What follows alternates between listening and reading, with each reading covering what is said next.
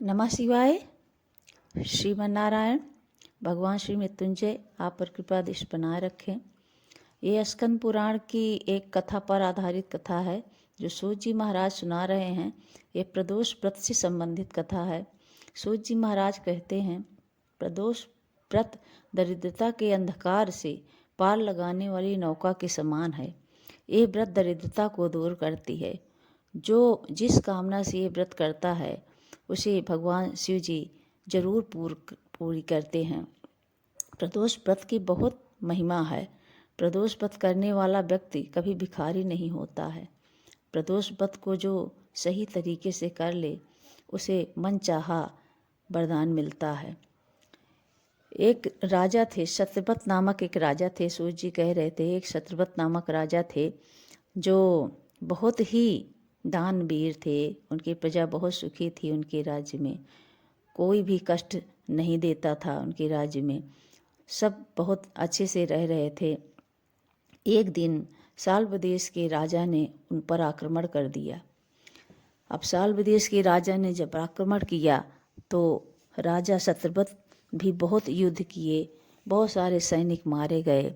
शत्रवत भी मारे गए। उसमें शत्रवत जब मारे गए तब उनकी पत्नी गर्भवती थी। ये जानकर कि राजा मारे गए हैं, रानी बहुत दुखित हुई और वो अपने घर से निकल गई। अपने घर से निकलकर वो मार्ग में जा रही थी। तभी वो बहुत प्यास से व्याकुल हुई। जब बहुत प्यास से व्याकुल होने के कारण वो एक तालाब के किनारे गई जहाँ पर उन्हें प्रसव पीड़ा हुई और वो एक बच्चे को जन्म दिया।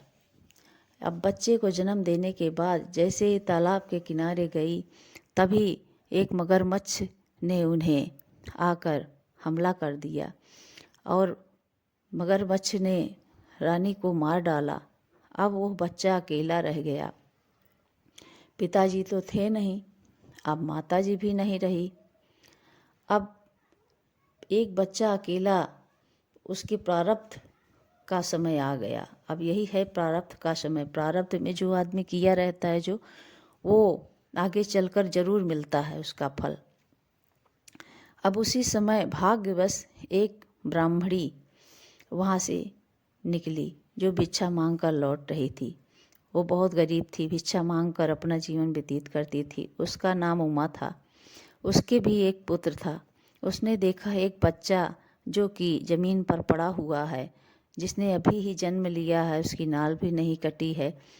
अब वो वहाँ आई, देखा ऐसे ही बच्चा पड़ा हुआ है। अब सोचने लगी किसका पुत्र है, किस वर्ण से है, कहाँ का है, मैं तो इसके बारे में कुछ नहीं जानती। उसने अगल बगल देखा, कहीं कोई नहीं दिखाई दिया। अब चिंतन कर रही थी।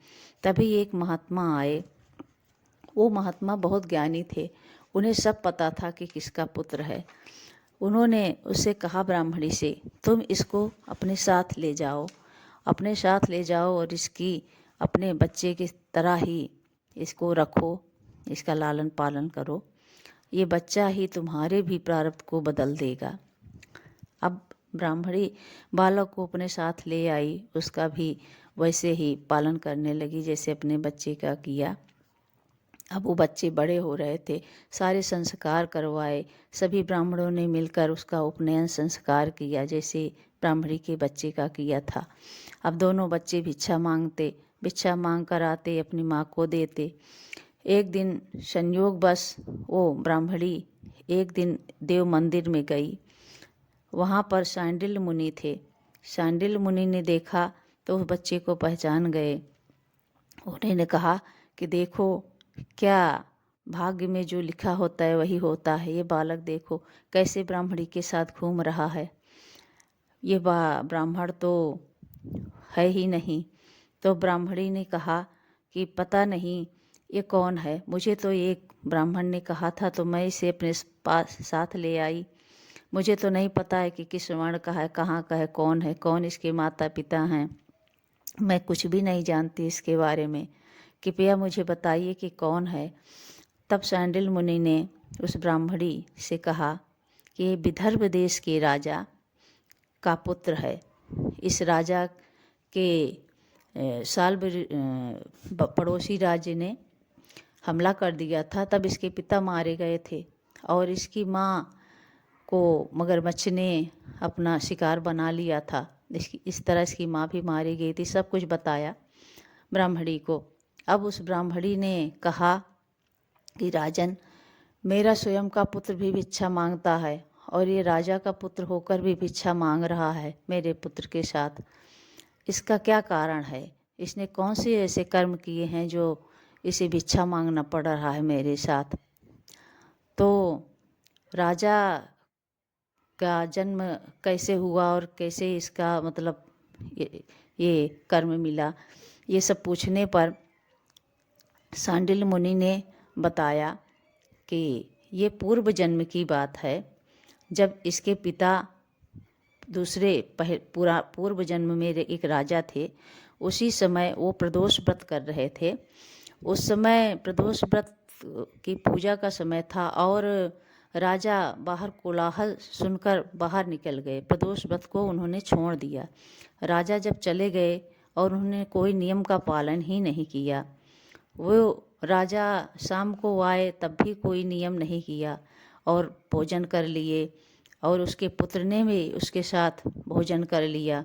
प्रदोष व्रत का कोई नियम नहीं किया, इसलिए शिव जी बहुत क्रोधित हुए और उसी फलस्वरूप राजा ने इसे ये पूर्वज का जन्म दिया है। इस बार इस जन्म में ये विदर्भ देश का राजा हुआ और पूर्व जन्म में जो उसका पुत्र था वही इसका पुत्र हुआ, जो माता और पुत्र का वियोग सहन कर रहा है। और इसकी माता ने छल से अपनी सौतन को मार डाला था और इसीलिए वो अपने पुत्र को छोड़कर इस समय चली गई। इसकी माँ को भी मार डाला गया। अब सांडिल्य मुनि ने सारा पूर्व जन्म का वृतांत सुनाया उस ब्राह्मणी को, जो ब्राह्मणी दोनों बच्चों का पालन पोषण कर रही थी। ये सुनकर उसने कहा कि पूर्व जन्म में वो राजा बहुत दानी थे, फिर भी उन्हें ऐसा सब कुछ भोगना पड़ा। तब वो मुनि ने कहा, दान तो सब कुछ किया था वो सत्कर्मी और राजा दान करने में बहुत निपुण थे, लेकिन दान करने के अलावा उन्होंने कोई सत्कर्म नहीं किया, यज्ञ आदि नहीं किए, इसलिए उन्हें ये भोगना पड़ा। क्योंकि वो दान करने के कारण बहुत घमंड हो गया था, उनके अंदर अहंकार हो गया था।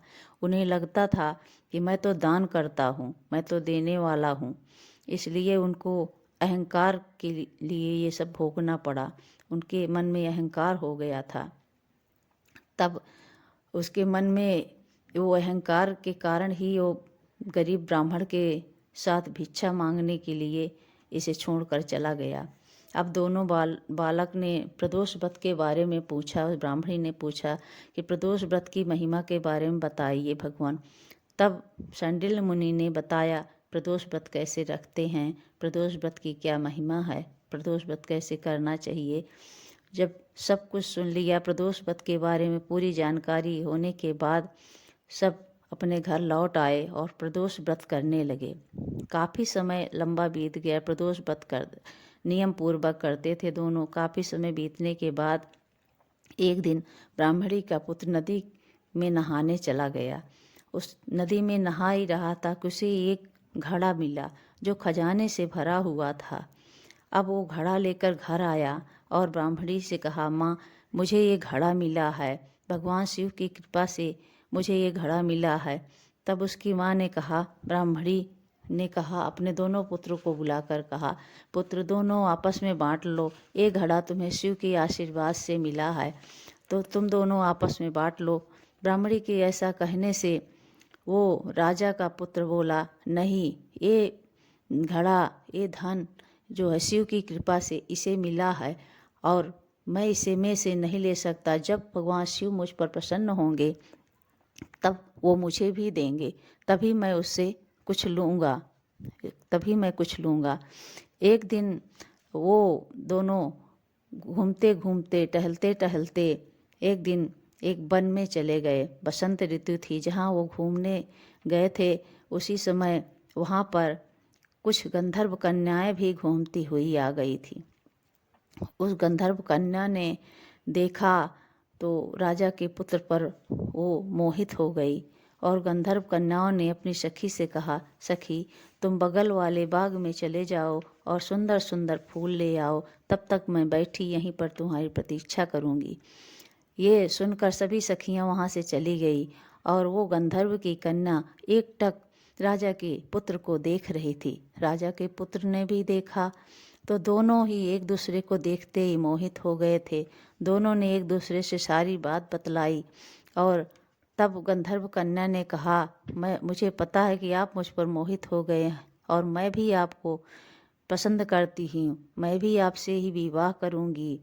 तब राजा के लड़के ने कहा, मैं तो एक ब्राह्मण के घर में भिक्षा मांगता हूँ, तुम मेरे साथ कैसे रह सकोगी और अपने पिता के आज्ञा के बिना मेरे साथ कैसे रहोगी।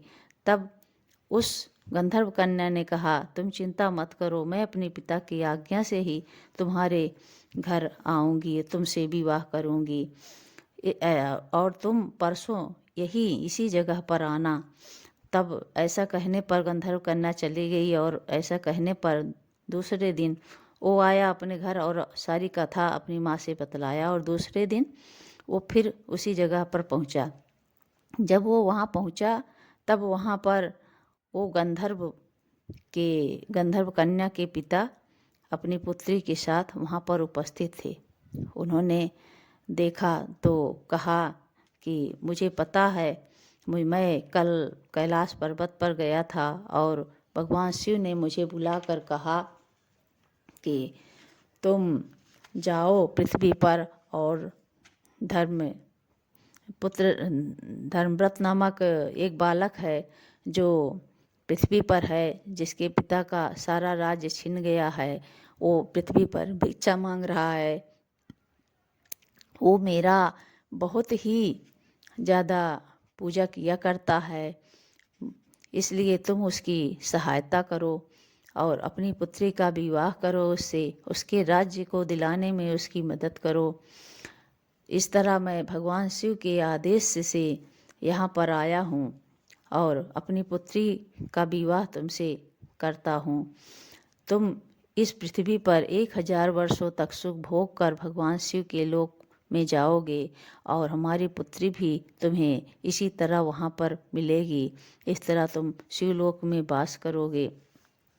ऐसा कहकर गंधर्वराज ने अपनी पुत्री का विवाह राजा के लड़के से कर दिया और बहुत सारा उपहार दिया, हीरे मोती दिए, जवाहरात दिए, बहुत सारी चीज़ें देकर उन्हें विदा किया।